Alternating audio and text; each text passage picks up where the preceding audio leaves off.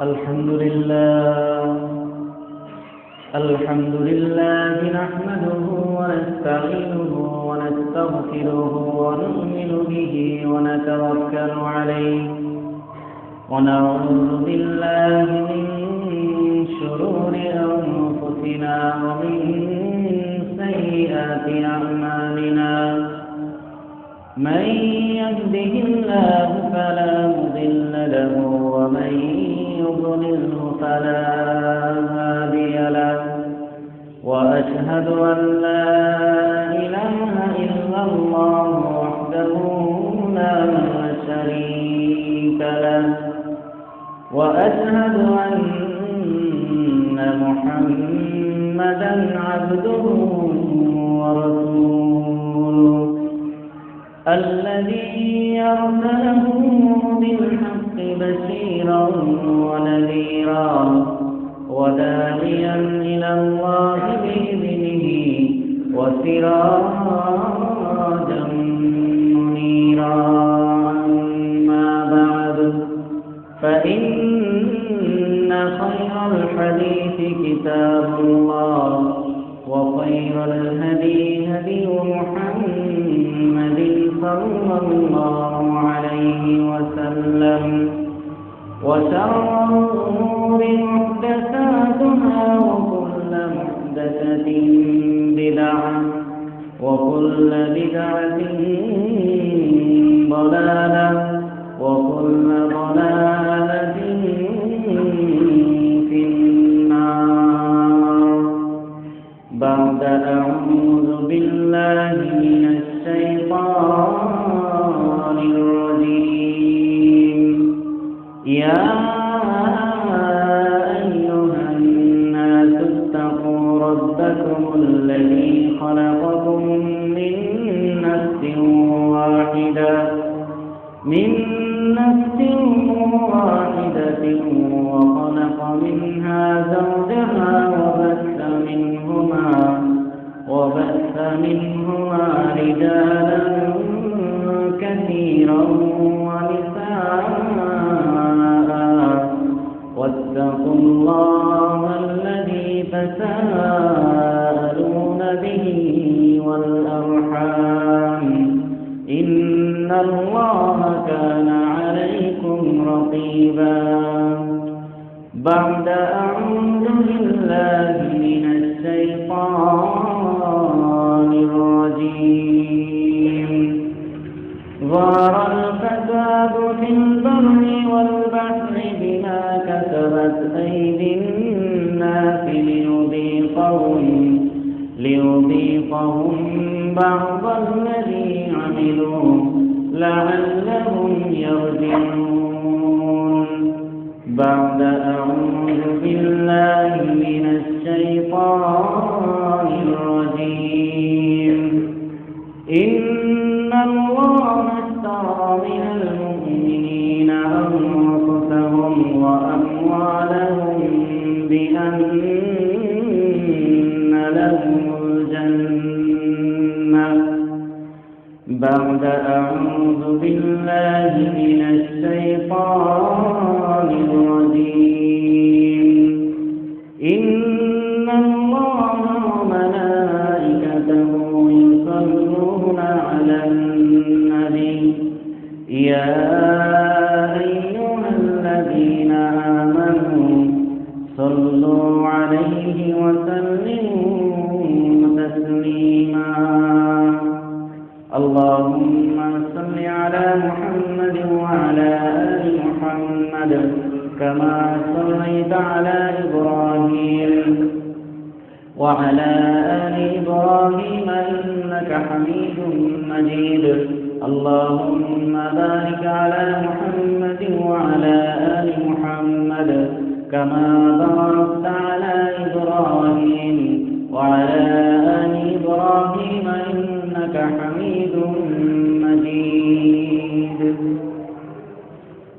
আলহামদুলিল্লাহ, সমস্ত প্রশংসা সমস্ত তারিফ সেই মহান রব্বুল আলামিনের জন্য যে আল্লাহ পাক সুবহানাহু ওয়া তাআলা আমাদেরকে অত্যন্ত ভালোবেসে আজকের এই পবিত্র দিনে একত্রিত হওয়ার তৌফিক দান করেছেন, অসংখ্য নেকি হাসিল করার তৌফিক দান করেছেন।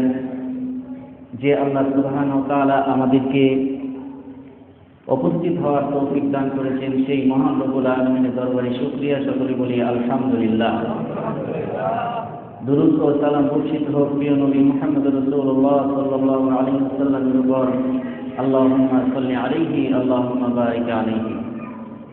সম্মানিত উপস্থিতি, আজ জুমার খুতবায় সংক্ষিপ্ত সময়ে বক্তব্যের বিষয়বস্তু হচ্ছে যুবকেরা ইসলামের মধ্যে কি ভূমিকা পালন করেছিল।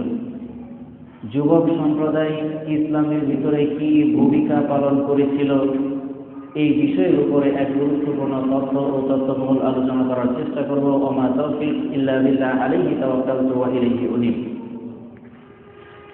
বর্তমান যে অবস্থা চলছে, বর্তমান যে জামানায় আমরা উপস্থিত হচ্ছি, যে জামানা আমাদের সামনে দিয়ে দেখতে পাচ্ছেন, যে জামানা আমরা দেখতে পাচ্ছি, এটা হচ্ছে সবচেয়ে ভয়াবহ একটি জামানা। রাসূল সাল্লাল্লাহু আলাইহি ওয়াসাল্লামের উম্মত আমরা হচ্ছি উত্তম জাতি, আমরা হচ্ছি সর্বোত্তম জাতি, মুহাম্মদুর রাসূলুল্লাহ সাল্লাল্লাহু আলাইহি ওয়াসাল্লামের উম্মত। এই জন্য কিন্তু যে জামানা এখন চলছে, এই জামানাতে আপনার সন্তানকে, আপনার ঘরে যে সন্তানটা আছে, এই সন্তানটাকে সঠিকভাবে পরিচালনা করা অত্যন্ত কঠিন। আজ থেকে 30 বছর আগে বা 25 বছর আগে ছোট্ট মানুষ হোক বড় মানুষ হোক, যদি কোনো মুরব্বিকে দেখত, তখন ওনার সামনে গেলে তার চাল চলন অন্যরকম ছিল। দূর থেকে দেখলেই তাকে সালাম দিত অথবা ওনাকে সম্মান করার চেষ্টা করত। কিন্তু এখন যে জামানা চলছে, এই জামানাতে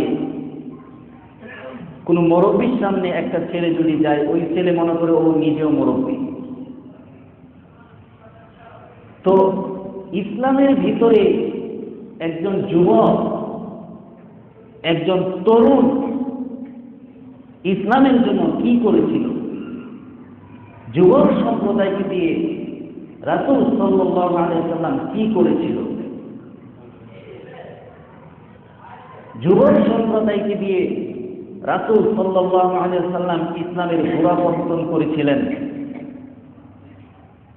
ইসলাম এমনিতেই আপনার আমার কাছে আসে নাই। এই যে এখানে দাঁড়িয়ে, মিম্বারে দাঁড়িয়ে খুতবা দিচ্ছি, এই সুন্দর ইসলামটাকে টিকিয়ে রাখার জন্য সর্বপ্রথম যারা আগিয়ে গিয়েছিল তারা ছিল যুবক, তরুণ। রাসূল সাল্লাল্লাহু আলাইহি ওয়াসাল্লাম 10ম নববী বছর, 10ই নববী বছরে রাসূল সাল্লাল্লাহু আলাইহি ওয়াসাল্লামের জীবনে, 7 বছরের জীবনে তিনি 15টি গোত্রের ভিতরে দাওয়াত দেন। 7টি বছরের জীবনে 7 বছর তিনি মক্কাতে দাওয়াত দেন, তার মধ্যে দাওয়াত দেন 15টি গোত্রের ভিতরে। একটা গোত্রের লোকেও ইসলাম কবুল করেনি, তার ডাকে সাড়া দেন নাই। তো আবু বকরকে তিনি বলছেন, আলী রাদিয়াল্লাহু তাআলা আনহুকে তিনি বলছেন, আবু বকর, আলী, খুব আশা নিয়ে এই মানুষদের কাছে দাওয়াত দেই, কিন্তু তারা তো দাওয়াত কবুল করে না। এখন কি করা যায়? চলো, সামনে যেহেতু হজ্জের মৌসুম আসছে, হজ করতে আসবে, অন্যের দূর দূরান্ত থেকে লোকেরা আসবে, আমরা তাদের কাছে গিয়ে দাওয়াত দিব। ঠিক আছে। রাসূল সাল্লাল্লাহু আলাইহি ওয়াসাল্লাম 10ই নববী বছর দাওয়াত দেওয়ার জন্য মক্কার প্রান্তরে তিনি চলে গেলেন। হজ প্রান্তরে যেখানে তাঁবু টাঙিয়ে মানুষগুলো বিশ্রাম নিচ্ছে, ওই তাঁবুতে তিনি চলে গেলেন। সর্বপ্রথম যেই তাঁবুতে গেলেন, ওই তাঁবুতে ঢুকেই দেখলেন 5 জন তরতাজা তরুণ যুবক। সুবহানাল্লাহ। তাদের মধ্যে একজন ছিলেন খুব বুদ্ধিমতী, খুব বর্ধিতার সুন্দর অবয়ব চেহারা, সেই যুবকটির নাম হচ্ছে আসাআদ বিন জুরারা। খেয়াল রাখবেন, তার নামটি হচ্ছে আসাআদ বিন জুরারা। নামটি খেয়াল রাখবেন কেননা সামনে যে আলোচনা আসছে তার নাম আসবে, তাই আগেই বলে দিলাম। ওই যুবকটির নাম হচ্ছে আসাআদ বিন জুরারা। আল্লাহর নবী ভিতরে গিয়ে সালাম দিয়ে ঢুকে বললেন, তোমরা কি করতে এসেছ? তখন ওই যুবকরা বললেন, উনি যে আল্লাহর নবী সেটা ওরা জানে না। তখন ওই যুবকরা বলছে যে আমরা দুইটা কাজের জন্য এই মক্কাতে এসেছি। তার এক নাম্বার কাজ হচ্ছে আমরা হজ করব, আর আমরা শুনেছি শেষ নবী মুহাম্মদ রাসূলুল্লাহ সাল্লাল্লাহু আলাইহি ওয়াসাল্লাম নবুয়ত নিয়ে এই মক্কাতে এসেছে, নবুয়ত নিয়ে এসেছে, আমরা তার সাথে দেখা করতে এসেছি। আল্লাহু আকবার। রাসূল সাল্লাল্লাহু আলাইহি ওয়াসাল্লাম চোখে পানি পড়ে গেলেন, বললেন, তোমরা হজটা কবুল করে নাও, তোমরা হজ আদায় করো, তোমাদের দ্বিতীয় যে কাজটা আছে এটা তোমাদের আল্লাহ তাআলা কবুল করে নিয়েছে। সুবহানাল্লাহ। আমি হচ্ছি মুহাম্মদ রাসূলুল্লাহ সাল্লাল্লাহু আলাইহি ওয়াসাল্লাম। সাথে সাথে যুবকরা খুশিতে আত্মহারা করে গেলেন। তখন আল্লাহ নবী তাদেরকে দাওয়াত দিলেন, ওনারা চলে গেল, দাওয়াত দিলেন, তোমরা মানুষদেরকে দাওয়াত দিবে, ইসলামের পথে মানুষদেরকে আনবে। এই কথা বলে যুবকরা চলে গেল মদিনাতে। 11ই নববী বছরে ওই যে 5 জন যুবক মদিনাতে গিয়ে একটা বছর দাওয়াত দিলেন, 11ই নববী বছরে আবারও আসলেন। সুবহানাল্লাহ। সাথে করে নিয়ে আসলেন সর্বমোট 12 জন। আগে ছিল 5 জন, পরে হয়েছে 7 জন, 7 5 12 জন। এই 12 জন যুবক নিয়ে আল্লাহর নবীর কাছে আসলেন। আল্লাহর নবী দেখে খুশি হয়ে গেলেন। 7টা বছর দাওয়াত দিলাম, 15টি যুদ্ধের ভিতরে একটা লোককে দাওয়াত কবুল করাতে পারলাম না। এই 5 জন যুবক মাত্র 1 বছরে দাওয়াত দিয়ে 7 জনকে ইসলাম কবুল করানো। আল্লাহু আকবার। অথবা তাদেরকে কর্মসূচি দিলেন, যুবক ভাইরা আপনারা এখানে যারা আছেন, এই কর্মসূচি দিলেন, তাদের কি করতে হবে এই কর্মসূচি দিলেন। সহিহ বুখারীর 18 নম্বর হাদিস, সহিহ বুখারীর 18 নম্বর হাদিস। রাসূল সাল্লাল্লাহু আলাইহি ওয়াসাল্লাম এই 12 জন যুবককে কর্মসূচি দিলেন। 1, লা তুশরিকু বিল্লাহি শাইআন। 1 নাম্বার কাজ হচ্ছে তোমরা আল্লাহর সাথে কাউকে শরীক করবে না। যুবকদেরকে এই কথা বলার অর্থ হচ্ছে সারা পৃথিবীর ইতিহাসে যুবকরাই পারে এই পৃথিবীর বুকে যত মাজার পূজা আছে, যত শিরক বিদআত আছে, যুবকরা যদি ইচ্ছা করে একটা মাজারও থাকবে না, সবগুলো ভেঙে দিতে পারবে যুবকরা। আল্লাহ রাসূল সাল্লাল্লাহু আলাইহি ওয়াসাল্লাম সর্বপ্রথম বললেন, 12 জনকে বললেন, তোমরা আল্লাহর সাথে কাউকে শরীক করবে না। তোমরা যে দাওয়াতি কাজ করছো, যদি তোমরা শিরক করেই ফেল তাহলে এই দাওয়াতি কাজের কোনো ফল তোমরা পাবে না। তারপর বললেন, ওয়ালা তাজনু, তোমরা জিনা ব্যভিচার করবে না। তারপর বললেন, ওয়ালা তাসরিকু, তোমরা চুরি করবে না। তারপর বললেন, তোমরা একজন আরেকজনকে অপবাদ দিবে না। তারপর বললেন, যেখানেই দেখতে পাবে সৎ কাজ চলছে ওই কাজের মধ্যে গিয়ে কখনো বাধা দিবে না। সৎ কাজের মধ্যে দরকার হয় তাদেরকে সাহায্য করবে, কিন্তু বাধা দিবে না। তারপর বললেন, ওয়ালা তুলকু আইদি ওয়ালা তুলকু আওলাদাকুম, তোমরা তো ওয়ালা তাকতুলু আওলাদাকুম, তোমরা তোমাদের সন্তানদেরকে হত্যা করবে না।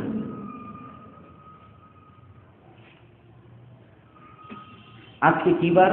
আজকে হচ্ছে জুমার দিন, শুক্রবার, ফেব্রুয়ারি মাস। আজকে কয় তারিখ? 14 তারিখ। ওয়ালা তুলকু ওয়ালা তাকতুলু আওলাদাকুম, তোমরা তোমাদের সন্তানদেরকে হত্যা করবে না। আল্লাহ রাসূল সাল্লাল্লাহু আলাইহি ওয়াসাল্লামের সেই কথাটা এখন প্রযোজ্য হচ্ছে। আজকে যেই দিনটা যাচ্ছে 14 ফেব্রুয়ারি ভালোবাসা দিবস নামে যেই দিনটা যাচ্ছে সেটা পালন করা শিরক। নাম দেওয়া হয়েছে ভ্যালেন্টাইন ডে।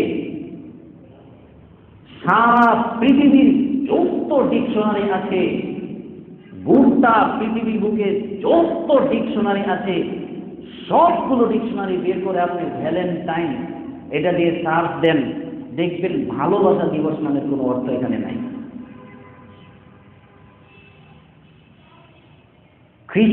ইহুদি খ্রিস্টানের গির্জার ভিতরে একজন লোক থাকতো, তার নাম ছিল ভ্যালেন্টাইন।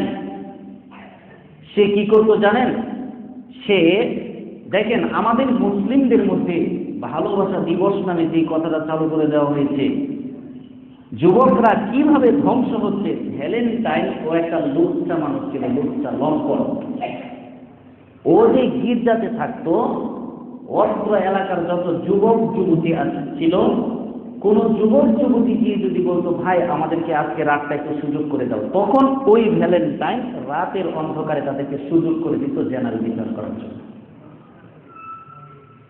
এলাকাতে যখন সেই কথাটা ছড়িয়ে ছিটিয়ে পড়লো যে ভ্যালেন্টাইন গির্জার ভিতরে আমাদের ছেলে সন্তানদেরকে ধ্বংস করে দিচ্ছে জেনারেল বিচারের সুযোগ দিয়ে, তখন এলাকার মুরব্বীরা গিয়ে, এলাকার বৃদ্ধরা গিয়ে, এলাকার মাতাব্বররা গিয়ে ওই ভ্যালেন্টাইনকে ওই গির্জার ভিতরে তাকে রাস্তা থেকে বের করে এনে, গির্জা থেকে বের করে এনে রাস্তার মধ্যে সরাসরি তাদেরকে হত্যা করে। ওই ভ্যালেন্টাইনকে তারা মারে। ওই যে যাদেরকে সুযোগ দিত তারা ভালোবাসা একেবারে কাতর হয়ে তার সুখ পালন করার জন্য এই সেই হচ্ছে 14 ফেব্রুয়ারি।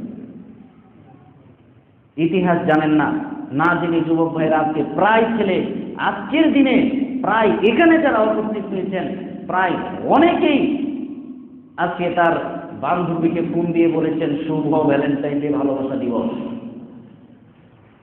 যত ছাত্র, যত ছাত্রী, যত শিক্ষক, যত শিক্ষিকা, যত বাবা, যত মা, যত ছেলে, যত মেয়ে, যত টিউনো, যত ইউনো, যত ওসি, যত ডিসি, যত পুলিশ, যত মহিলা পুলিশ, যারাই এই দিনটাকে পালন করবে এরা সবাই বন্য, এরা সবাই বর্বর। আমি বলিনি, আল্লাহ বলছেন বালহুম আদল কাল আনআম, তারা হচ্ছে পশু পাখির মতো, তারা হচ্ছে কুকুর শ্রীগালের মতো। বালহুম আদল, আরে কুকুর শ্রীগাল নয় গো, বালহুম আদল, তার চাইতেও খারাপ, তার চাইতেও তারা খারাপ। রাসূল সাল্লাল্লাহু আলাইহি সাল্লাম তাদেরকে কর্মসূচি দিলেন, তোমরা তোমাদের সন্তানদেরকে হত্যা করবে না। 6টি কর্মসূচি দিয়ে 11ই নববী বছরে এই যুবকরা 6টি কর্মসূচি নিয়ে মদিনায় চলে গেলেন। 12ই নববী বছর রাসূল সাল্লাল্লাহু আলাইহি ওয়াসাল্লামের কাছে আসলেন 75 জন মানুষ নিয়ে। সুবহানাল্লাহ। দেখেন, প্রথম বছর ছিল মাত্র 5 জন, দ্বিতীয় বছর 12 জন, তৃতীয় বছর যখন তারা আসলেন কয়জন? 75 জন নিয়ে আসলেন। আল্লাহু আকবার। 75 জন মানুষকে নিয়ে যখন আল্লাহর নবীর কাছে আসলেন, আল্লাহর নবী খুশিতে আত্মহারা হয়ে গেলেন। তার মধ্যে 2 জন ছিল মহিলা। তখন এবার তাদেরকে আবার কর্মসূচি দিচ্ছে যে শোনো, তোমাদেরকে এবার আমি কিছু কথা বলছি, এক আমার কথা শুনবে এবং মানবে। আগে কিন্তু বলেনি আমার কথা শুনবে এবং মানবে, এবার বলছি আমি তোমাদেরকে যা করতে বলবো তাই তোমরা করবে, আমার কথা শুনবে এবং আমার কথা মানবে। কোন নিন্দুকের নিন্দাকে পরোয়া না করে পৃথিবীর বুকে যত বেহায়াপনা অশ্লীল কাজ চলবে সবগুলোকে তোমরা বাধা দিবে, কোন নিন্দুকের নিন্দাকে পরোয়া করবে না। যখন তোমরা কোনো ভালো কাজের কাজ করতে যাবে, মন্দ কাজের নিষেধ করতে যাবে, তখন তোমাদের ব্যাপারে নিন্দা করবে তোমাদেরকে নিয়ে। এই লোকদের নিন্দুকের নিন্দাকে কখনো পরোয়া করবে না, তোমরা তোমাদের দাওয়াতি কাজ তোমরা চালিয়ে যাবে। তারপর বললেন, আমি যখন মদিনায় হিজরত করব তখন আমাকে তোমরা সাহায্য করবে, নিরাপত্তা দিবে। তখন আসাদ বিন জুরারা খুব চতুর চালাক, তখন বলছে আমরা কি পাবো? আপনি যে বললেন এই কাজগুলো করতে, আপনাকে নিরাপত্তা দিতে, তো আপনি যদি আপনার নিরাপত্তা দেই আপনাকে, তাহলে আমরা কি পাবো? তখন আল্লাহ রাসূল সাল্লাল্লাহু আলাইহি ওয়াসাল্লাম বলেন, বড় কি তোমরা, আল্লাহ তাআলা তোমাদেরকে জান্নাত দান করবেন। সুবহানাল্লাহ। তখন আসাদ বিন জুরারা বলছে, আল্লাহ নবী আপনার হাতটা একটু বাড়িয়ে দেন তো, বাড়িয়ে দেন। যখন উনি হাতটা বাড়িয়ে দিলেন তখন হাত দিয়ে বলছেন, আপনি যা বলেছেন তা এমনভাবে মেনে নিব, তা কখনো অমান্য করব না, তা আমরা মেনে নিলাম, তা কখনো অমান্য করব না। সাথে সাথে জিবরাইল আয়াত নিয়ে হাজির, সূরা তাওবার 111 নম্বর আয়াত, ইন্নাল্লাহা আশতারা মিনাল মুমিনিনা আনফুসাহুম ওয়া আমওয়ালাহুম বিআন্না লাহুমুল জান্নাহ। মুহাম্মদ, তুমি এই যুবকদেরকে জানিয়ে দাও, এই যুবকদেরকে জানিয়ে দাও আল্লাহ তাআলা তাদেরকে জান্নাত দান করে দিয়েছেন। যুবকদের কর্মসূচি হতে হবে এরকম, যুবকরা ইসলামের জন্য যেই কাজ করতে পারে একজন মুরব্বী সেই কাজ করতে পারবে না। যুবকদেরকে দিয়ে ইসলাম যেই কাজ করতে পারবে একজন মুরব্বী দিয়ে তা হবে না। একজন মুরব্বীর কাছে পরামর্শ নিতে পারেন, কারণ মুরব্বীরা যে পরামর্শ দেবে কখনো খারাপ পরামর্শ দিবে না। মুরব্বীদের কাছে পরামর্শ নিয়ে যুবক ভাইদেরকে সামনে আগিয়ে যেতে হবে। আল্লাহ রাসূল সাল্লাল্লাহু আলাইহি ওয়াসাল্লাম মদিনায় হিজরত করার পূর্বে মুসআব তাকে পাঠালেন, মুসআব ইবনে উমাইর তাকে আল্লাহ রাসূল সাল্লাল্লাহু আলাইহি ওয়াসাল্লাম মদিনাতে পাঠালেন। মুসআব নামক একজন যুবক, তার কাহিনী যেভাবে বর্ণনা আছে, আল্লাহু আকবার, উহুদ যুদ্ধের মধ্যে তার কাহিনী যেভাবে বর্ণনা করা আছে, আল্লাহু আকবার। মুসআব রাদিয়াল্লাহু আনহুকে আল্লাহ রাসূল সাল্লাল্লাহু আলাইহি ওয়াসাল্লাম একদিন কাবা ঘরে হেলান দিয়ে কোরআন পড়ছিলেন। মুসআবের কাহিনী বলছি, কাবা ঘরে হেলান দিয়ে কোরআন পড়ছিলেন। তখন মুসআব গিয়ে বলছেন, চাচা কি পড়ছেন? তখন বলছেন, এই কোরআনটা আমার উপরে নাযিল হয়েছে আব্বা, আমি এটা পড়ছি। তখন মুসআব বলছে, চাচা আমিও পড়ব। তখন আল্লাহ নবী বলছেন, ইসলাম কবুল না করলে যেটা পড়া যায় না বাবা। তখন বলছি, কি করতে হবে বলেন, আমি পড়বো, এই কোরআন আমি পড়বো। তখন আল্লাহ নবী বললেন, বলো আশহাদু আল্লা ইলাহা ইল্লাল্লাহ ওয়া আশহাদু আন্না মুহাম্মাদান আবদুহু ওয়া রাসূলুহু। এই কথা বলার সাথে সাথে মুসআব সাথে সাথে বললেন, আশহাদু আল্লা ইলাহা ইল্লাল্লাহ ওয়া আশহাদু আন্না মুহাম্মাদান আবদুহু ওয়া রাসূলুহু। আল্লাহু আকবার। সারা মক্কাতে কথা চলে গেল। মুসআব এত ধনীর দুলালি ছিলেন। আপনারা এখানে যারা আছেন সর্বোচ্চ কতদিন একটা পোশাক পরেন? সর্বোচ্চ কতদিন পরতে পারেন একটা পোশাক? 1 মাস? 1 বছর? আচ্ছা। আর মুসআব যে লোকটার কথা বলছি এত বড় লোক ছিলেন। মুসআব রাদিয়াল্লাহু তাআলা আনহু যখন ঘোড়া দিয়ে যেতেন তখন মক্কার যে গরিব মানুষগুলো আছে না, গরিব গোলামগুলো ওই ঘোড়ার পিছনে দৌড়াতো। আর মুসআব যে জামাটা পরতেন 3 দিনের বেশি ওই জামা আর পরতেন। 3 দিন পরার পর ওই জামা ফেলে দিতেন। এত বড় ধনীর গোলামি ছিলেন। যখন ইসলাম কবুল করে নিলেন তার মায়ের কানে সংবাদ পৌঁছে গেল। তার মা বলল, এই ইসলাম থেকে ফিরে আসো। মুসআব বলল, না আমি ফিরে আসতে পারবো না। মুসআবকে বললেন, বাড়ি থেকে বের হয়ে যা। মুসআব বাড়ি থেকে বের হয়ে গেলেন। 7 দিন যাবত মুসআব বাড়িতে আর ফিরে আসলো না। মুসআবের মা খাওয়া দাওয়া সব বন্ধ করে দিল, মরার উপক্রম হয়ে গেল। 7 দিন পর মুসআবকে ডেকে পাঠালেন, মুসআবকে আমার বাবাটাকে একটু ডেকে আনো। মুসআব বাড়িতে আসলেন। আসার পর মা কেঁদে কেঁদে বলছেন, বাবা 7 দিন হয়ে গেল কিছু খাই নাই, তোমাকে বাড়ি থেকে বের করে দিয়েছি, তুমি ইসলামটা যদি বের হয়ে আসো, ইসলাম থেকে যদি বের হয়ে আসো তাহলে আমি খাওয়া দাওয়া করব। তখন মুসআব বলেছিল, মা ওয়াল্লাহি, আল্লাহর কসম, তোমার জান যদি 1000 বছর বের হয়ে যায় তারপরেও আমি মুহাম্মাদের ধর্মকে ত্যাগ করতে পারবো না। সুবহানাল্লাহ। 1000 বারও যদি তোমার জান এই আত্মাটা বের হয়ে যায় তারপরেও আমি মুহাম্মাদের ধর্ম ত্যাগ করতে পারবো না। মুসআব কত কষ্ট করে দিনটা কাটিয়েছে, খাবার নেই, এত বড় লোকের ছেলে, টাকা পয়সার অভাব নেই, ছিঁড়া জামা, মক্কার অলিতে গলিতে ঘুরে ছিঁড়া জামা নিয়ে, যুবক তাকড়া যুবক মানুষ, এমনভাবে ইসলামের দাওয়াতি কাজ করেছে। সারা মদিনাতে আল্লাহ নবী যখন তাকে মক্কা থেকে মদিনা পাঠালেন, মুসআব গিয়ে মদিনাতে দাওয়াতি কাজ করে আসো, ওই যে আসাদ বিন জুরারা ওর বাড়িতে গেলেন, মুসআব একা দাওয়াত দেওয়া শুরু করলেন, কাউকে ভয় পায় না, বড় লোকের ছেলে তো কাউকে ভয় পায় না, বিশেষ করে যে বড় বড় লোক আছে তাদের বাড়িতে গিয়ে দাওয়াত দেন, সরাসরি তাদের বাড়িতে গিয়ে দাওয়াত দেন, এমন ভাবে মিষ্টি সুরে কোরআন তেলাওয়াত করে তাদেরকে বুঝান, সাথে সাথে তারা নরম হয়ে যায়, নরম হয়ে তারা অনেক ইসলাম কবুল করে নেয়। সারা মদিনাতে সারা জেগে গেল যে মুসআব নামক একজন যুবক এসেছে, তার কথা শুনলেই মজা লাগে। আল্লাহু আকবার। এই মুসআব ছিঁড়া জামা, গায়ে ছিঁড়া জামা, খাবার নেই, রাস্তায় রাস্তায় ঘুরে আল্লাহ নবীর কাছে সারাদিন পড়ে থাকে যুবক।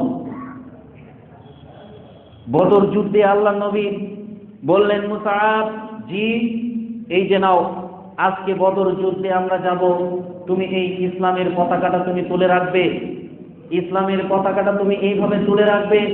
মুসআবের হাতে আল্লাহ রাসূল সাল্লাল্লাহু আলাইহি সাল্লাম পতাকা দিয়ে দিলেন। বদর প্রান্তরে মুসআব পতাকা তুলে রাখলো, যুদ্ধ শুরু হয়ে গেল, মুসলমানদের বিজয় হয়ে গেল। আবার যখন উহুদ প্রান্তরে যখন সমবেত হবে, উহুদের যুদ্ধের যখন সময় হয়ে গেল, উহুদের যুদ্ধে মুসআবকে আল্লাহর নবী ডাকছেন, মুসআব জি, উহুদের যুদ্ধে যাব, এই যে পতাকা তোমার হাতে দিলাম, বদর প্রান্তরে তুমি এই পতাকা তুলে রেখেছিলে, আজকেও তোমার হাতে এই উহুদ প্রান্তরে তোমার হাতে এই পতাকা দিয়ে দিলাম। মুসআব পতাকাটা নিয়ে এইভাবে দাঁড়িয়েছে, যুদ্ধ চলছে, তুমুল যুদ্ধ চলছে, মুসআব পতাকা দাঁড়িয়ে আছে, এক হাতে যুদ্ধ করছে, আর এক হাতে পতাকা তুলে রাখছে।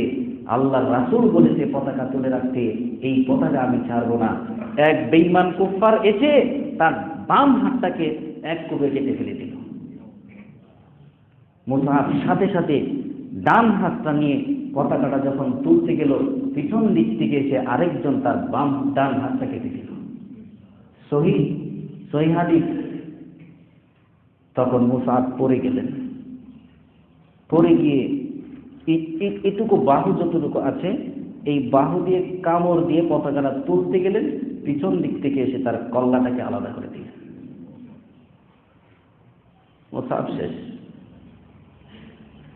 একদিকে মাথা, দুই দিকে দুই হাত, আরেকদিকে পতাকাটা পড়ে আছে, আর নিজের দেহটা পড়ে আছে। আল্লাহ রাসূল সাল্লাল্লাহু আলাইহি সাল্লামের উপরে আক্রমণ চলছে। একটা তীর গিয়ে আল্লাহর নবীর দাঁতটা ভেঙে গেল, রক্ত বের হচ্ছে শরীর থেকে, তিনি নিজেকে আর টিকিয়ে রাখতে পারছিলেন না। তখন বিশাল বড় বড় তীর আল্লাহর নবীর দিকে আসছিল। সাহাবী সাআদ বিন আবি ওয়াক্কাস রাদিয়াল্লাহু তাআলা আনহু, আল্লাহর নবী সাল্লাল্লাহু আলাইহি সাল্লাম এইভাবে একটা গর্তের ভিতরে ঢুকে গেলেন, মাথাটাকে দিয়ে দিলেন, পিছন দিক থেকে তীর লাগতে পারে। সাআদ বিন আবি ওয়াক্কাস দেখতে পেলেন, দৌড়িয়ে গিয়ে এইভাবে বুকটা পেতে দাঁড়ালেন। আল্লাহু আকবার। তরুণ যুবক এইভাবে বুকটা পেতে দিয়ে বললেন, আল্লাহর নবী, আপনার মাথা আপনি বের করবেন না। এইভাবে দাঁড়ালেন। ওই বেঈমানেরা তীর ছুটতে লাগলো, একটা নয়, দুইটা নয়, 81টা তীর এই সাআদ আবি ওয়াক্কাসের মাথা এই বুকের মধ্যে গিয়ে লেগেছিল। যুবক, আজকে নিজেদেরকে ধ্বংস করে দিচ্ছেন আপনারা। সাআদ বিন আবি ওয়াক্কাস এইভাবে দাঁড়িয়ে যতগুলো তীর লাগছে, আল্লাহর নবী বুঝতে পারছে সাহাবের অনেক কষ্ট হচ্ছে। তারপর বারবার বলছে, আল্লাহর নবী, আমার এই দেহের মধ্যে প্রাণ থাকতে আপনার গায়ে একটা তীর লাগাতে দিব না, আপনি আপনার মাথা বের করবেন না। যুদ্ধ শেষ হয়ে গেল। সাআদ বিন আবি ওয়াক্কাস এক পাশে পড়ে রইলেন, অজ্ঞান হয়ে গেলেন। ওমর রাদিয়াল্লাহু তাআলা আনহু দেখতে পেলেন আল্লাহর রাসূল বিপদে। আলী, আবু বকর, উমর দৌড়িয়ে গিয়ে আল্লাহর নবীকে গর্ত থেকে বের করে টেনে নিয়ে যাচ্ছিলেন। তখন কাফেরেরা দেখতে পেলেন যে আল্লাহর নবী পাহাড়ের উপরে, উহুদ পাহাড়ের উপরে উঠছে। সেদিন উহুদ পাহাড়ও আল্লাহর নবীকে বাঁচিয়ে দিবে। দেখুন, এই দিক দিয়ে উহুদ পাহাড়ে উঠবে, কাফেররা এই দিক দিয়ে আসছে, আল্লাহু আকবার, উহুদ পাহাড়ের রাস্তা বাঁক হয়ে এদিকে একটা চলে গেলেন, একটা এদিকে চলে গেলেন। আল্লাহর নবী এদিকে উহুদ পাহাড়ে উঠে গেলেন, আর কাফেররা এসে এইদিকে চলে গেলেন, আর আল্লাহর নবীকে পেলেন না। সেদিন উহুদ পাহাড়ও আল্লাহর নবীকে বাঁচিয়েছিলেন। সেদিন যুবকরা আল্লাহর নবীকে বাঁচানোর জন্য আপ্রাণ চেষ্টা করেছিলেন, কিন্তু যাতে করে ওনার শরীর থেকে কোনো রক্ত না ঝরাতে পারে, কিন্তু পারল না। যখন যুদ্ধ শেষ হয়ে গেল, যুদ্ধ শেষ হয়ে যাওয়ার পর রাসূল সাল্লাল্লাহু আলাইহি সাল্লাম বললেন, মুসাব কোথায় পড়ে আছে জানেন, একটু মুসাবের খোঁজটা রাখো না। আল্লাহ নবী নেমে আসলেন, একজনকে বললেন, সাদ বিন আবি ওয়াক্কাস বেঁচে আছে কিনা জানি না, যাও না সাদ বিন আবি ওয়াক্কাসকে একটু দেখে আসো, কোথায় পড়ে আছে। ওই যে তীর নিয়েছিলেন 81টা তীর, সাদ বিন আবি ওয়াক্কাসের জানটা যাই যাই অবস্থা। আল্লাহ নবী একজন পাঠালে বললেন, সাদকে যদি পাও বলবে আল্লাহ নবী তোমাকে সালাম দিয়েছে। সুবহানাল্লাহ। যদি সে বেঁচে থাকে তাকে বলবে সালাম দিয়েছি, আর বলবে সে কেমন আছে। একজন গিয়ে দেখলেন কাতরাচ্ছে, জান যাই যাই অবস্থা। তখন গিয়ে বললেন, মাথাটাকে ধরলেন, ওঠাতে পারছিলেন না, মাথাটাকে ধরলেন, তীরগুলো 81টা তীর তার সারাটা শরীরে লেগে আছে। তখন বললেন, আল্লাহর নবী আপনাকে সালাম দিয়েছে। কাঁদছে, ঝরঝর ঝরঝর করে পানি পড়ছে, কোনো শক্তি নেই কথা বলার। জিজ্ঞাসা করেছে, আপনাকে কেমন আছেন? বলছে, আমি ভালো আছি, আল্লাহ তাআলা আমাকে জান্নাত দেখিয়ে দিয়েছেন। সুবহানাল্লাহ। আল্লাহর নবী নেমে আসলেন, এসে দেখলেন মুসাহাবের দুইটা হাত দুদিকে পড়ে আছে, মাথাটা একদিকে পড়ে আছে, দেহটা একদিকে পড়ে আছে। আল্লাহর নবী দেখি কেঁদে দিলেন। অন্যান্য মৃত্যুদের কাঁদেনি, আল্লাহর নবীর চোখ দিয়ে ঝরঝর টপ টপ টপ টপ করে পানি পড়ছে। সাহাবীদেরকে বললেন, তাকে জড়ো করো। একসাথে নিয়ে আসলেন, আনার পর বলছেন, মুসআব, মক্কার বুকে সবচেয়ে বড় লোক ছেলে তুমি ছিলে। তোমাকে যখন আমি এনেছিলাম তোমার চুল ছিল কোকড়ানো কালো চুল, কত সুন্দরই না তুমি ছিলে। সাহাবীদেরকে বললেন, তাকে ঢেকে দাও। সাহাবীরা মুসাবের গায়ে যে চিরা কাপড়টা ছিল, এই কাপড় দিয়ে যদি মাথা ঢাকে পা বের হয়ে যায়, যদি পা ঢাকে তাহলে মাথা বের হয়ে যায়। আল্লাহ নবী বললেন, মুসাব, কত বড় লোকের ছেলে তুমি ছিলে, আজকে এই মৃত্যুর সময়ে আমার জন্য তুমি কত কি করেছ। এই মৃত্যুর সময়ে তোমাকে আমি পুরো তোমার গোটা শরীরটাকে ঢেকে দিব, এতটুকু কাপড় পর্যন্ত আজকে আমার কাছে নাই। তখন সাহাবীদেরকে বললেন যে মুসাবের মাথাটাকে ঢেকে দাও, আর পায়ের জায়গাটা ঘাস দিয়ে ঢেকে দাও। মুসাবের এই ঘটনা আল্লাহর নবী ঝরঝর ঝরঝর করে কাঁদছিলেন। সাথে সাথে জিবরাইল আমিন চলে আসলেন, এসে বলছেন, আল্লাহর নবী, সূরা আহজাবের 23 নম্বর আয়াত, মিনাল মুমিনিনা রিজালুন মিনাল মুমিনিনা। আল্লাহ রাসূল সাল্লাল্লাহু আলাইহি সাল্লামের কাছে ওই জিবরাইল আমিন এসে বলছেন, আল্লাহর নবী, এই যে মুসআবের ব্যাপারে আয়াত নাজিল হয়ে গেছে, আল্লাহ তাআলা মুসআবের জন্য জান্নাতের একটা জায়গা নির্ধারণ করে দিয়েছেন। সুবহানাল্লাহ। আয়াত নাজিল হয়ে গেল যে ওই যে 5 জন যুবক শপথ করেছিল, আকাবার শপথ যেটাকে বলা হয়, এই ক্ষেত্রে আয়াতটা নাজিল হয়। তখন আল্লাহর নবীকে বলছেন, আল্লাহর নবী, এই যে মুসআব তাদের সাথে ছিল না বটে, কিন্তু আল্লাহ তাআলা তাদের অন্তর্ভুক্ত করে দিলেন। কোথায় পড়ে আছেন আপনি? এই আপনারা কোথায় পড়ে আছেন? ইসলাম এমনিতে আসেনি, মুসআবের এই কল্লাটা ফেলে দেওয়া হয়েছিল। সাদ বিন আবি ওয়াক্কাসের এই গায়ে গিয়ে 81টা তীর লাগার কারণে আজকে আপনি আমি এই ইসলামকে পেয়েছি। রাসূল সাল্লাল্লাহু আলাইহি সাল্লামের শরীর থেকে রক্ত ঝরানো হয়েছিল। এই ইহুদি খ্রিস্টান বেঈমানেরা সারাটা জীবন রাসূল সাল্লাল্লাহু আলাইহি সাল্লামকে মারার জন্য উৎপেতে আছে, এখনো মুসলমানদেরকে মারার জন্য উৎপেতে আছে। এই 14 ফেব্রুয়ারি ইহুদি খ্রিস্টানদের একটা চক্রান্ত, এই চক্রান্তের মধ্যে আমরা পরে ধ্বংস হয়ে যাচ্ছি। এই ইহুদিদের এই চক্রান্তকে আমাদের বিরোধিতা করতে হবে, এদেরকে আমাদের কোনোভাবে মেনে নেওয়া যাবে না। এটা সব সময় মাথায় রাখতে হবে। ইসলামের জন্য যে কোনো কাজ করার দরকার, ইসলামকে টিকিয়ে রাখার জন্য যে কাজ করার দরকার, সমাজের ভিতরে কোনো ফাহেসা অশ্লীল কাজ যদি চলে, সমাজের ভিতরে যদি কোনো ছেলেকে দেখা যায় সে মদ পান করে, সমাজের ভিতরে যদি দেখা যায় কোনো মানুষ বিড়ি সিগারেট পান করে সমাজের ভিতরে একটা ফেতনা তৈরি করে দিচ্ছে, যুবকদেরকে আগিয়ে যেতে হবে, একটা গ্রুপ থাকতে হবে যেন তারা ইসলামের পথে আছে। তারা গিয়ে তাকে সৎ কাজের আদেশ দিবে, অসৎ কাজের নিষেধ দিয়ে বলবে এটা হচ্ছে খারাপ কাজ, আপনি করবেন না, এটার কারণে সমাজে একটা ফেতনা তৈরি হচ্ছে, আপনি এটা করবেন না। পারবেন না এইভাবে? ইনশাআল্লাহ এইভাবে আপনাকে আগিয়ে যেতে হবে। যুবক খুবাইব রাদিয়াল্লাহু তাআলা আনহুর ঘটনা আপনাদের মনে আছে কিনা? আল্লাহর নবী একদিন খুবাইবকে বলছেন, খুবাইব তোমার কোরআন তেলাওয়াত এত মজা লাগে আমার কাছে, তুমি যখন কোরআন তেলাওয়াত করো তখন আমার অন্তরটা সাথে সাথে নরম হয়ে যায়। সুবহানাল্লাহ। খুবাইব যুবক মানুষ, খুব সুন্দর তেলাওয়াত খুবাইবের। আল্লাহর নবী প্রায় বলতেন, খুবাইব জি একটু পড়ো না, একটু কোরআন তেলাওয়াত করো।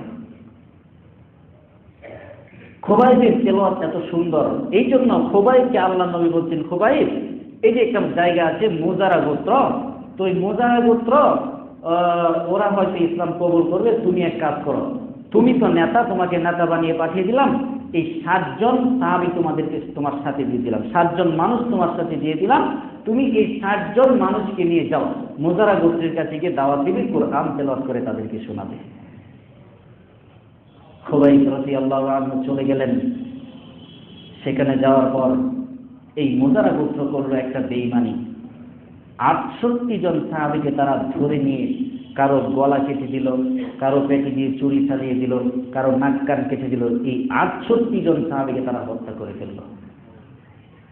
একজন সাহাবী নিজেকে বাঁচিয়ে প্রাণপণে চেষ্টা করে আল্লাহর নবীর কাছে এসে সংবাদ দিলেন, আল্লাহর নবী খুবাইবকে তারা ধরে ফেলেছে, খুবাইবকে তারা মেরে দিবে, 68 জনকে তারা হত্যা করেছে, আমি কোনো মতে বেঁচে এসেছি। খুবাইব এত মেধাবী ছিলেন, যুবক ছিলেন, তরতাজা যুবক, 24 বছরের যুবক। খুবাইবকে ধরে নিয়ে আলাদা একটা ঘরে রেখে দিলেন, যে খুবাইব তো অনেক চতুর চালাক, তো ওকে মারার দরকার নাই, ওরে কষ্ট দিয়ে মারবো। খুবাইবকে ওই একটা ঘরের ভিতরে রেখে দিলেন, তুই পড়ে থাক। অনেকদিন পর ওই এলাকার যারা বেঁধেছিল মুজারা গোত্র, তারা বলছে খুবাইব মনে মরে একেবারে শেষ, যাই চলো ওরে একটু দেখে আসি। সুবহানাল্লাহ। খুবাইবের ঘরে গিয়ে যখন কাছে গেলেন, দেখলেন গুনগুন গুনগুন করে কোরআন তেলাওয়াত করছে। আল্লাহু আকবার, সুবহানাল্লাহ ওয়া বিহামদিহি, সুবহানাল্লাহ। তারা দেখে অবাক হয়ে গেল, কি ব্যাপার, খুবাইব বেঁচে আছে মানে?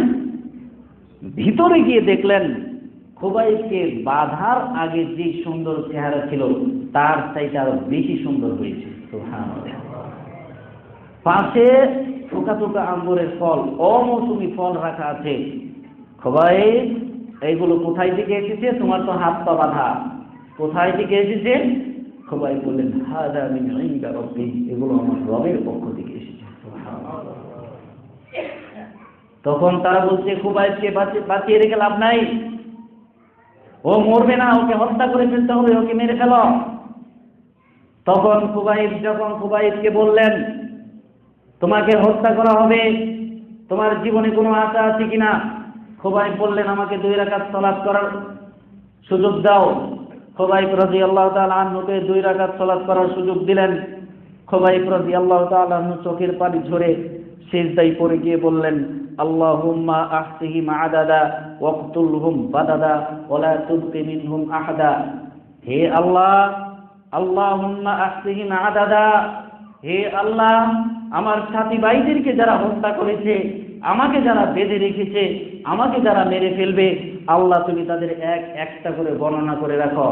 ওয়াকতুলহুম বাদাদা, আল্লাহ তুমি তাদের সকলকে একসাথে হত্যা করিও, আলাদা আলাদা হত্যা করিও না। যারা আমাদের সাথে এই বেঈমানিটা করেছে, আল্লাহ তুমি এদের সকলকে একসাথে হত্যা করিও। ওয়ালা তুবকি ফিল আরদি আহাদা, আল্লাহ তুমি তাদের একটা আন্ডা বাচ্চাকেও এই পৃথিবীতে এই জায়গাতে তাদেরকে বাঁচিয়ে রাখিও না। মুজারা যে গোত্র এলাকাটা আছে, ওই এলাকাতে কোনো খেজুরও হয় না, কোনো ফসল ফলাদিও হয় না, কোনো পশু পাখিও ওখানে যায় না। ওই যে বদদোয়া করেছিলেন, এই বদদোয়া এখনো চলছে।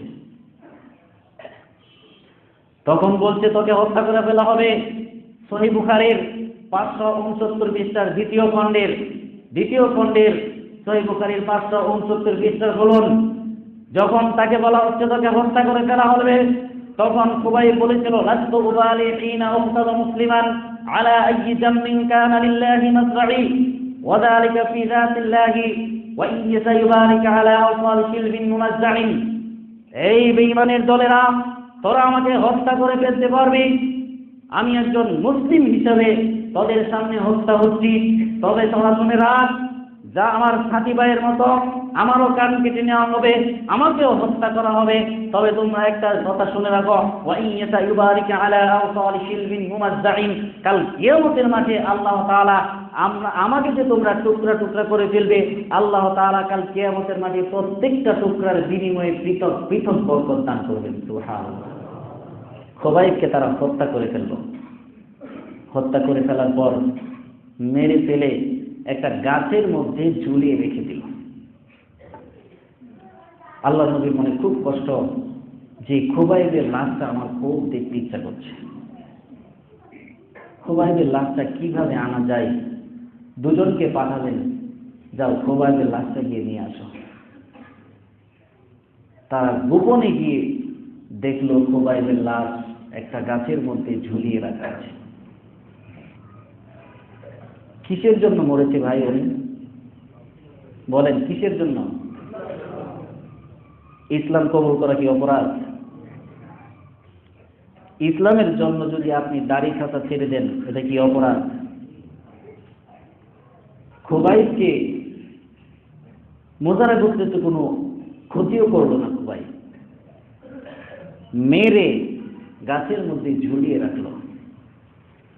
তখন আল্লাহ নবী দুইজন মানুষকে পাঠালেন, যাও খুবাইবের লাশটাকে নিয়ে আসো, আমার খুব ইচ্ছা হচ্ছে তার লাশটা দেখার। তখন ওনারা গেল, গোপনে ওই লাশটা তারা নিয়ে আসছিলেন। হঠাৎ করে তাদের কাছে সংবাদ পৌঁছে গেল যে খুবাইবের লাশ তারা চুরি করে নিয়ে যাচ্ছে। তখন সাথে সাথে ওরা দৌড়াতে শুরু করলো পিছনে, ধাওয়া করে ফেলবে। এমন সময় ওই দুজন সাহাবী বলছেন, আল্লাহ, এই খুবাইবের লাশ তো মুহাম্মদ সাল্লাল্লাহু আলাইহি সাল্লামের কাছে পৌঁছতে পারবো না, আল্লাহ এই লাশ যেন এই ওদের কাছে আবারও না পৌঁছে, আল্লাহ তুমি এর ব্যবস্থা করো। সাথে সাথে মাটি দুই ভাগ হয়ে খুবাইবের লাশ ভিতরে ঢুকে গিয়ে ঢেকে দিয়েছে। সাথে সাথে মাটি ভাগ হয়ে গেল, খুবাইব ভিতরে পড়ে গেলেন, সাথে সাথে এইভাবে মাটি মিশে গেল। তারা এসে দেখে খুবাইব নাই। ইসলামের জন্য যদি আপনি কষ্ট করেন, ইসলামের জন্য যদি আপনার জীবনটাকে বিসর্জন দেন, তাহলে মাটিও মানুষকে সাহায্য করতে, আল্লাহ তাআলার হুকুমে মাটিও মানুষকে সাহায্য করে। এগুলো সব হচ্ছে সহিহ বুখারীর বর্ণনা।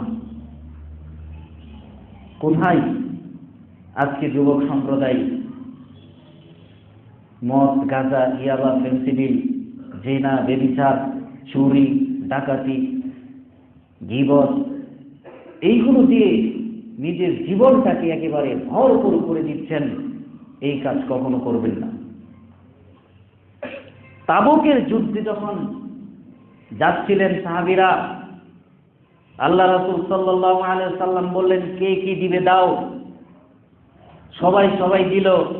একটা যুবক, ছোট্ট একটা যুবক, উনি এসে দাঁড়ালেন, একটা পুটলিতে কিছু খেজুর নিয়ে দাঁড়ালেন। তো আগের দিন আসলে আল্লাহ নবী ফিরিয়ে দিলেন যে যাও, তোমারটা লাগবে না। পরের দিন আবার আসলেন, তখন আল্লাহ নবীর কাছে দাঁড়িয়ে বললেন, আল্লাহ নবী, আমার এটা নেন না, সবাই তো কত কি দিচ্ছে, আমার খুব ইচ্ছা, আপনারা যুদ্ধে যাবেন, আমার এই পুটলাটা নেন না। আমি গতকালকে রাতে একজনের খেজুর বাগানে পানি ছেঁচে এই এতটুকু খেজুর পেয়েছি, আপনি আমার এই খেজুরটা একটু নেন না। আল্লাহ রাসূল সাল্লাল্লাহু আলাইহি সাল্লাম ডান হাত দিয়ে খেজুরের টুকরিটা নিলেন, নিয়ে সমস্ত সাহাবীদের মধ্যে দেখে দিয়ে বললেন, এই যে দেখো জান্নাতি ব্যক্তি। কোথায় গেলেন আপনারা যুবক ভাইরা আমার? এই আত্মাটাকে বিবেক দিয়ে ভেবে দেখেন কতটুকু নিজেকে সংশোধন করতে পেরেছেন। কিয়ামত যখন হবে এতটুকু ভেবে নেন, সর্বপ্রথম আপনার যে মহা বিপদ সেটা হচ্ছে কবর। এইটুকু ভেবে নিজেকে সংশোধন করার চেষ্টা করেন, নিজেকে বিসর্জন দিয়ে ধ্বংস করে দিয়েন না। এই দেহের অনেক মূল্য, এই আত্মাটার অনেক মূল্য, এটাকে মূল্যহীন অমূল্য রত্ন দিয়ে ধ্বংস করে দিয়েন না। জেনাবে বিচার দিয়ে জীবনকে ধ্বংস করে দিয়েন না। নিজেকে সংশোধন করার চেষ্টা করুন। আমি আজকে যে বর্ণনা দিলাম, আপনার এই জীবনটাকে খোবাইবের মতো করে নেন, আপনার এই জীবনটাকে মুসআব বিন উমাইরের মতো করে নেন, আপনার এই জীবনটাকে আবু সাঈদ খুদরি রাদিয়াল্লাহু তাআলা আনহুর মতো করে নেন। আপনাকে দেখে সমাজের মানুষ যেন বলে যে অমুকের ছেলে আলহামদুলিল্লাহ খুব ভালো। আপনি যখন মারা যাবেন আপনাকে দেখে যেন মানুষ বলে এই যুবক বয়সে এত ভালো কাজ করেছে, এটা একটা বিরল। কারণ যুবকদের দ্বারাতে বেশি পাপ হয়, যুবকদের মাধ্যমে বেশি পাপ কাজ হয়, এবং যুবকদের মাধ্যমে ইসলামের উপকারও বেশি হয়। আপনারা এখানে যারা আছেন, যুবক ভাই যারা আছেন, আপনাদের কাছে আমার বিনীত অনুরোধ থাকবে,